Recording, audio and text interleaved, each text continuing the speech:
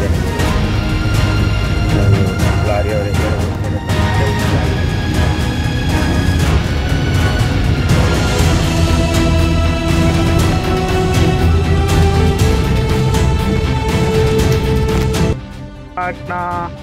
ಕೆಲವು ತಿರುವುಗಳಲ್ಲಿ ಕುಸಿತ ಇದೆ, ಅಲ್ಲಲ್ಲಿ ಕಲ್ಲು ಮತ್ತು ಮಣ್ಣುಗಳು ರಸ್ತೆಯನ್ನ ಸೇರ್ಕೊಂಡಿವೆ ಅನ್ನುವಂಥ ವಿಚಾರ ಈಗ ಮಾಹಿತಿ ಬರ್ತಾ ಇದೆ. ಅದರಲ್ಲಿ ಪ್ರಮುಖವಾಗಿ ಈಗಾಗಲೇ ಚಾರ್ಮಾಡಿ ಘಾಟಿಯಲ್ಲಿ ಪ್ರಯಾಣವನ್ನು ಮಾಡಿ ಊರು ಸೇರಿರುವಂತಹ ಸುದರ್ಶನ್ ಕನ್ಯಾಡಿ ಅವರು ಪ್ರಯಾಣ ಮಾಡುವಂಥ ಸಂದರ್ಭದಲ್ಲಿ ಚಾರ್ಮಾಡಿ ಘಾಟಿಯ ಅನುಭವವನ್ನು ನಮ್ಮ ಜೊತೆಗೆ ಹಂಚಿಕೊಳ್ಳಿಕ್ಕಿದ್ದಾರೆ. ನಮಸ್ತೆ ಸರ್.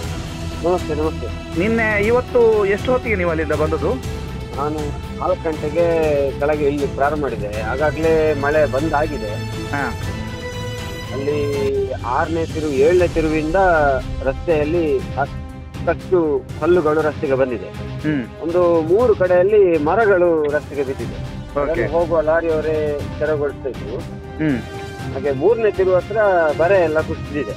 ಅದಾದ್ರೆ ಈ 5-6ನೇ ತಿರುವಿಂದ ಬಂದ ನೀರು ಈ ಕೆಳಗಿನ ತಿರುವಿಗೆ ಬಂದು ಆ ಮಣ್ಣಿನ ಮೇಲೆ ಇಳಿದು ಬರೆ ಕುಸಿದಿದೆ.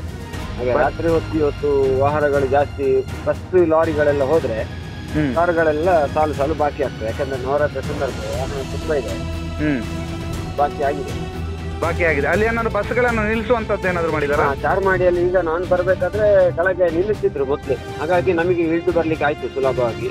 ಈಗ ಮತ್ತೆ ಬಸ್ ಬಿಟ್ಟಿದ್ದಾರೆ. ಹಾಗಾಗಿ ಇನ್ನು ಹಿಂದೆ ಏನು ಅಂತ ಹೇಳಿ ಗೊತ್ತಿಲ್ಲ.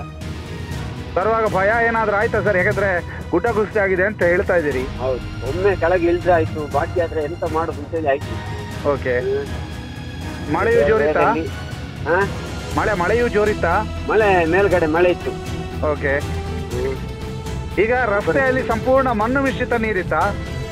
ಹೌದು, ಅಂದ್ರೆ ಬರೆ ಕುಸಿದು ಈ ಮಣ್ಣು ರಸ್ತೆಯಿಂದ ಇಳಿದು ಹನಿ ಇಲ್ಲದೆ ರಸ್ತೆಯಲ್ಲಿ ಹೋಗ್ತಾ ಇತ್ತು. ಅಂದ್ರೆ ಬರೆಯ ಮಣ್ಣೆಲ್ಲ ರಸ್ತೆಗೆ ಬಂದಿದೆ. ಕಲ್ಲುಗಳಿಗೆ ಕಾಣ್ಬೋದು ನೀವು ರಸ್ತೆಯಲ್ಲಿ ಕಾಣಬಹುದು. ನೀವು ಕಳಿಸಿರುವಂತ ವಿಡಿಯೋವನ್ನು ಕೂಡ ನಾವು ಪ್ಲೇ ಮಾಡ್ತಾ ಇದ್ದೀವಿ. ನಮ್ಮ ಜೊತೆಗೆ ಮಾತನಾಡಿದಕ್ಕೆ ಧನ್ಯವಾದ ಸರ್. ಧನ್ಯವಾದ.